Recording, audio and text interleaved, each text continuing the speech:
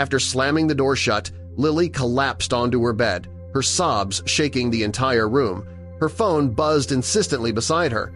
She grabbed it, her hands trembling. The message on the screen made her heart race even faster. Moments earlier, in her math class, her teacher demanded that she answer her phone on loudspeaker in front of everyone. Lilly had begged for privacy, but Mr. Thompson insisted. Now, alone in her room, she relived the humiliation. She couldn't bear to think about the call from the clinic and the results.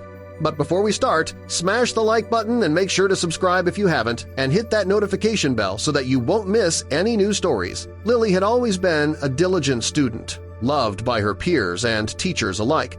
Her father, Jim, and mother, Jennifer, had raised her into an intelligent and kind young girl. Jim always told her she could come to him with anything, but that day, when she came home with her tear-streaked face and refusal to speak, he was deeply worried. Lilly had never been one to keep secrets. As he stood outside her bedroom door, Jim replayed the past few months in his mind, wondering what could have led to this. Back at school, Mr. Thompson was known for his strict, no-nonsense approach. When Lilly's phone rang during class, Mr. Thompson saw it as an opportunity to enforce his rules. Despite Lilly's pleading, he insisted on the call being answered on speaker. Lilly had no choice. As the room fell silent, the voice on the other end delivered news that was never meant for public ears. Lilly's secret was out, and the classroom was filled with murmurs and shocked whispers. Jim paced the living room, glancing at the clock. His mind raced with possibilities. Lilly had always been a responsible girl. She had big dreams, plans for college, and a bright future ahead. In the past few months, though, he had noticed her becoming more withdrawn. Lilly wiped her tears and took a deep breath. She needed to gather herself before facing her father. As she walked downstairs, she heard her father on the phone, his voice rising in concern. He was talking to Mr. Thompson, trying to understand what had happened. Lilly froze, listening to the conversation. The teacher's stern voice echoed through the house, recounting the events of the day. Jim's heart pounded as he listened to Mr. Thompson. He explained how Lilly had been forced to answer the call from the clinic in front of the entire class. Jim couldn't believe what he was hearing. His daughter's privacy had been violated in the most public way possible. Mr. Thompson's justification that rules were rules only fueled his anger. He couldn't understand how a teacher could be so heartless. As he hung up the phone, Lilly stepped into the room, her eyes red from crying. Jim's anger melted into a mix of sorrow and protectiveness. Jim wrapped Lilly in his arms as she broke down again. Between sobs, she explained everything. The timing couldn't have been worse. When the call came during math class, she had known it would be life-changing, but she never expected to be humiliated. Jim listened, his heart breaking with every word. He couldn't believe his little girl had been put through such an ordeal. He felt helpless, angry, and desperate to make things right for her. From the moment Lilly was born, she was the apple of Jim and Jennifer's eyes. The day Lilly was born was one of the happiest days of their life. That day, Jim made her a promise that he intended to keep. Time passed fast as Jim watched his little girl grow up. With each passing year, Lilly grew into a beautiful and intelligent young girl. But in the blink of an eye, Lilly was already in her final year of high school. Jim couldn't believe how fast the years had gone by. In that time, he watched his daughter grow into a kind and generous young woman. She was as beautiful as her mother, and he couldn't be happier. But it was during this time that she began dating her first boyfriend, Robert. She had liked him since the 9th grade. Robert and Lilly had been friends for years, and when he finally asked her out, she couldn't be happier. As soon as they started dating, she invited him over to meet her parents. But did Jim and Jennifer approve of their daughter's first boyfriend? Jim and Jennifer liked Robert from the moment they met him. He was kind and respectful toward them. He treated Lilly well, and they approved of their relationship right away. But they never could have expected what would happen just months later. For as long as they could remember, Lilly was a bright and optimistic person. But that all changed suddenly just months later. At the time, Lilly and Robert had been dating for 6 months, but that was when her behavior suddenly began to change. One moment, Lilly was her fun and bubbly self. But the next, she was different. She wasn't herself anymore. Suddenly, Lilly always seemed emotional, tired, and distant. Jim and Jennifer had no idea why their daughter had changed so suddenly. Then, one afternoon, Lilly returned home in tears. That was the moment her father knew something serious was going on. That morning had seemed normal, quiet, but nothing out of the ordinary. But now, with Lilly hiding in her room, Jim felt an overwhelming worry. Jim pressed his ear to the door and heard her crying.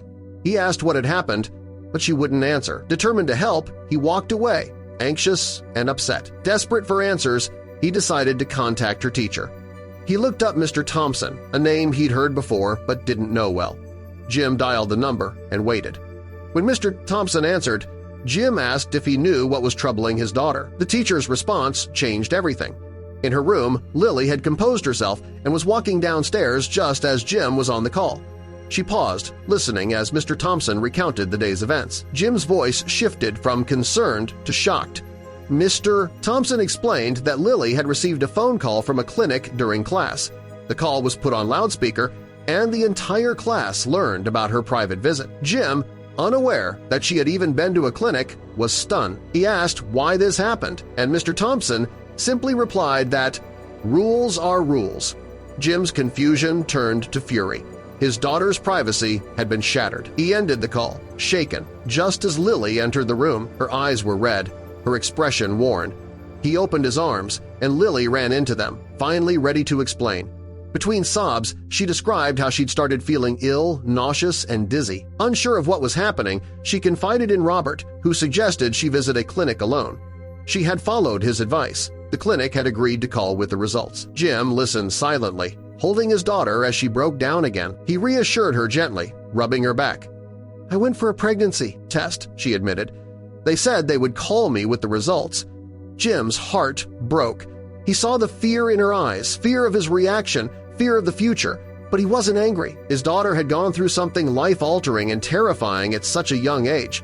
"Don't worry, sweetheart," he said, pulling her in close. "I am here to help you no matter what."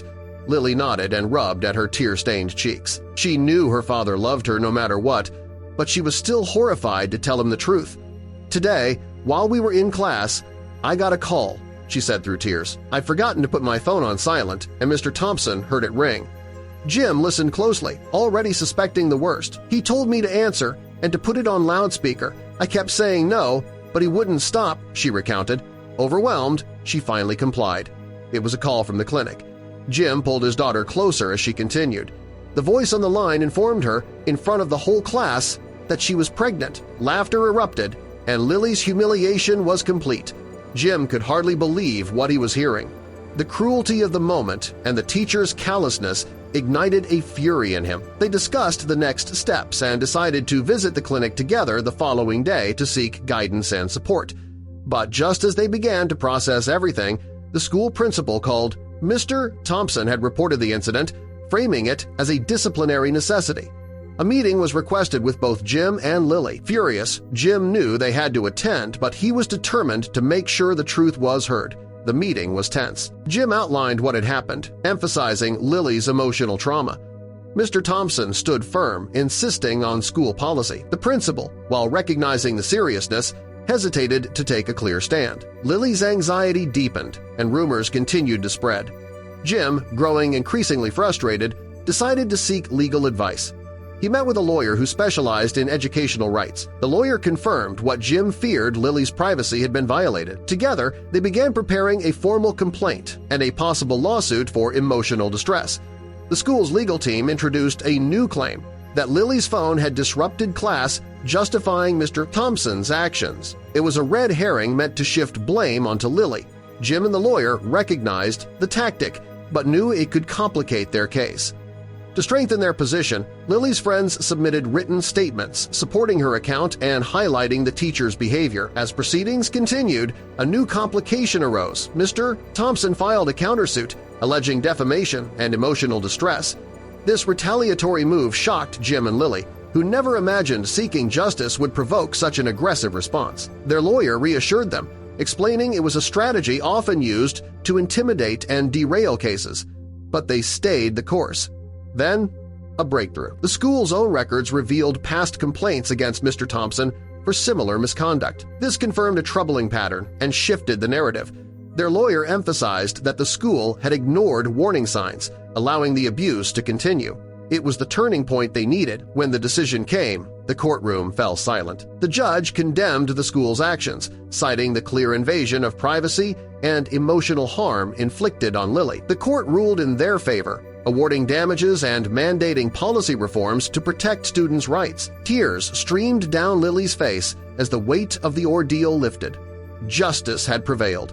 In the aftermath, Lilly and Jim focused on healing. The school followed through with the court-ordered changes. At school, the bullying was relentless. Some students liked Mr. Thompson and resented Lilly for his departure. Even with a new principal, Mr. Harris, enforcing stricter anti-bullying policies, the harassment continued in subtler forms. As finals approached, the pressure mounted. The night before her algebra exam, she couldn't sleep, torn between study, stress, and fear of what lay ahead. The morning of the test, Lilly felt nauseous and sore. Jim drove her, packing medication and snacks. He urged her to visit the nurse if she felt worse. She promised, unaware of what the day would bring. In the exam room, the pain struck suddenly. A sharp cramp made her gasp, and moments later, her water broke. Panic spread. Mr. Harris rushed to her side, calling for an ambulance. Students watched, shocked, as Lilly was wheeled out. Jim arrived at the hospital just as she was taken into the delivery room. Hours later, she cradled her newborn daughter, Lyra. Exhausted but relieved, she cherished the moment with Jim and a few supportive relatives. Though overwhelmed, she was filled with love. When her results arrived, she had failed. The disappointment was devastating, but Lilly was determined to try again. "I'll retake them when Lyra's older," she told Jim. Caring for her baby became her priority. Sleepless nights and constant feedings drained her, but Lyra's smile made it all worthwhile. Months passed, and exam day returned. Lilly was nervous but ready. She kissed Lyra goodbye and thanked Jim with a smile. "Wish me luck," she said. "You don't need it," he replied, though he was silently anxious. At school, Lilly walked into the exam room with quiet confidence. Familiar faces from her old school stared, but their judgment no longer affected her. She was there for her daughter and herself. During the exams, she felt focused and calm. The material came naturally. When she submitted her final paper, she knew she had done everything she could. The results day arrived, and Lilly opened the envelope with trembling hands. She had passed with flying colors. "Dad, I did it!" she cried. Jim hugged her, pride shining in his eyes. Lilly turned to Lyra, playing nearby. "We did it, baby girl! We did it!" For the first time since her life had changed so drastically, Lilly felt like she had a real future with her daughter by her side.